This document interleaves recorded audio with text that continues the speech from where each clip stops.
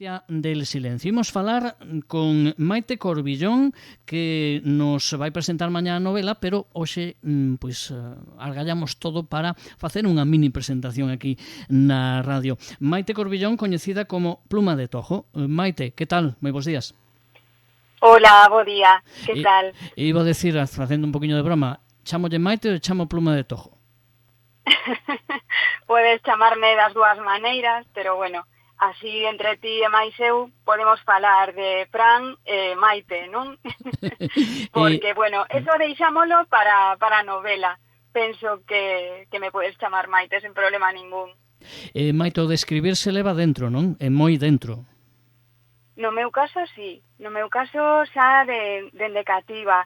Xa tiven sempre esa, non sei, esa necesidade de, primeiro, xa cando era nena, de plasmar, pois, os meus sentimentos. Eu falaba, pois, das cousas, bueno, do que tiña cerca, non? O que estaba máis preto de min, pois, dos animaliños que tiñamos na casa, esas cousas. Pero sí, é así. E de aí de expresar sentimentos e de, plasmar nun papel no que nese momento pois apetecía a publicar, porque eso é un paso grande, non? É un paso de xigante, sí. É que sempre me deu moito medo o tema de pois estar máis exposto, expoñerse, dá moito vértigo, sí, dá moitísimo vértigo. Ou polo menos no meu caso, porque nunca fun tampouco unha rapazada pois así moi desinhibida, e bueno, estas cousas sempre costan un pouquiño, pero bueno, xa coa madurez eu penso que era o momento. Cando dá Maite o salto a ese espirse un pouco literariamente e artísticamente diante do público? Cando se decide? Pois a ver, o tema da novela, claro, a novela leva tempo facela.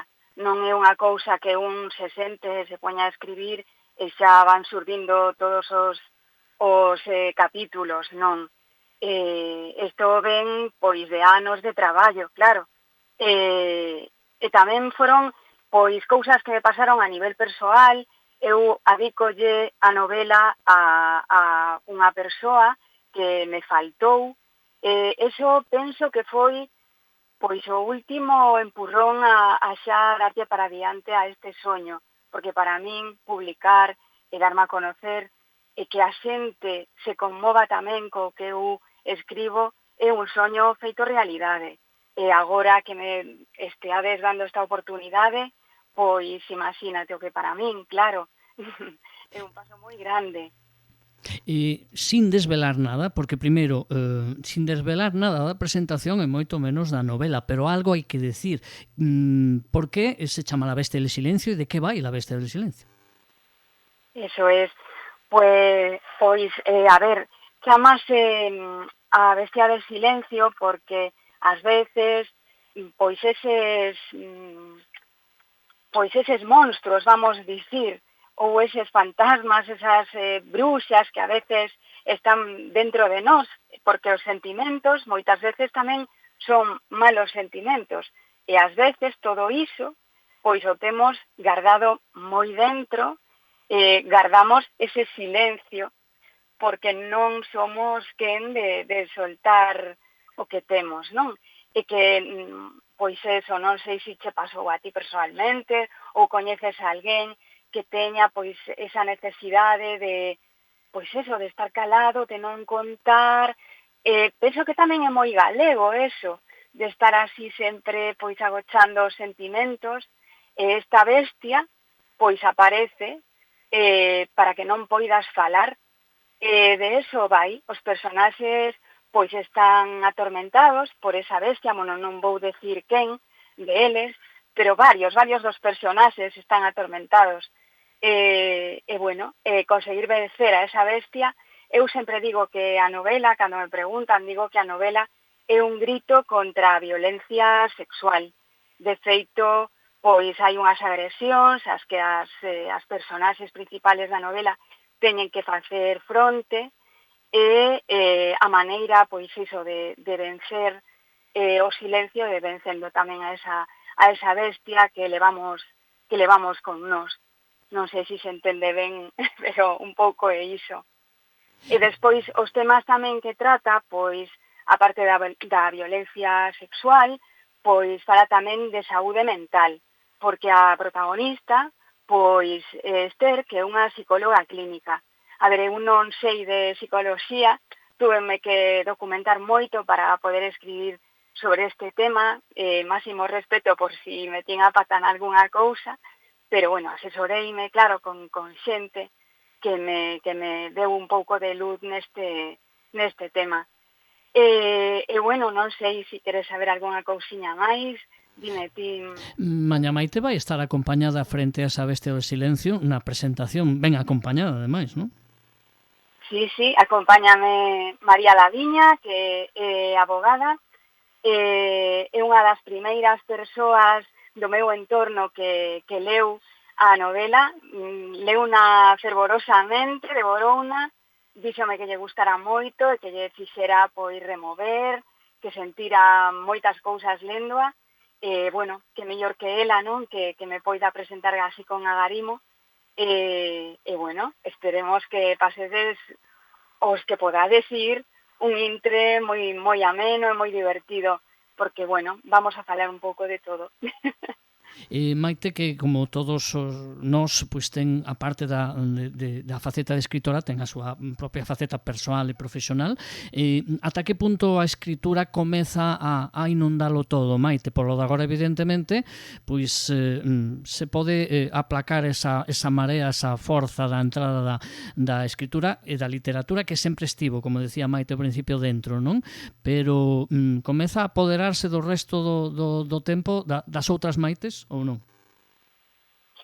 Pois, a ver, non é doado. Ahora mismo, claro, isto é unha primeira novela, teño que compaxinar, pois eso, a miña profesión actual con este soño, claro, hai que estar a todo, non? Na vida, no tempo que nos tocou vivir, pois hai que estar un pouco así, un pouco a todo, porque, por desgraciadamente, non podo vivir desto todavía. Claro, a ver, é o soño que teñen todos os escritores, pero, como saberás, o panorama editorial e o panorama literario en España especialmente está moi complicado. É moi difícil facerse oco entre todos os escritores e todo o que se publica, porque a día de hoxe publicanse moitísimos libros.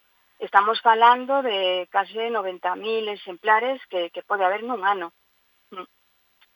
Iso, entón, evidentemente, pois afianza máis ese mérito que ten aventurarse, non? Primeiro, pois superar ese pudor artístico, non? E persoal que a min me costaría, por exemplo, e logo, pois, enfrentarse a esa loita para ver se pode algún día pois vivir deso, pero eso é outra historia, evidentemente. Neste caso, a Maite Corbillón, a pluma de Tojo, e vamos a desexar todo o éxito. Estamos seguros que o vai ter e nós vamos a ver se, pois, escoitándonos a xente, non se perde mañá esa presentación que é aberta a todo o mundo. Hai un aforo na sala de vídeo de servicios múltiples, que non é o auditorio, non é así de grande, por eso haberá que ir con tempo. Convidamos a xente, Maite, a que acuda mañá. Por suposto, eu penso que vai ser unha oportunidade para falar de literatura, para falar do libro, é un evento cultural. Bueno, antes de que rematemos, quero dar as gracias ao Concello de Culleredo e tamén dar as gracias, bueno, a Culleredo, por suposto, e a toda a xente que me está apoiando nesta aventura. Eso, é unha invitación a que veñades, mellor nesta faceta, porque, nada, penso que vai ser un evento moi emotivo. Agardamos a todos cos brazos abertos. Por certo, mañá se presenta esta novela. A escritora que o leva no sangue e que imagino pois sempre ten algunha idea, está preparando outras cousas, porque o de escribir, se temos tanto aí metido, hai que ir almacenando e sempre quedan cousiñas para preparar outros proxectos, non?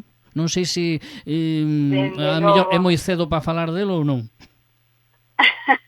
Non, porque é verdade que xa hai máis cousas que tiña escritas. Eu, polo de agora, o que facían relatos curtos, non me aventurara nesto de facer unha novela complexa como é neste caso, pero bueno, sí que teño proxectos en mente e moito escrito, é verdade. Si, non vas desencamiñado.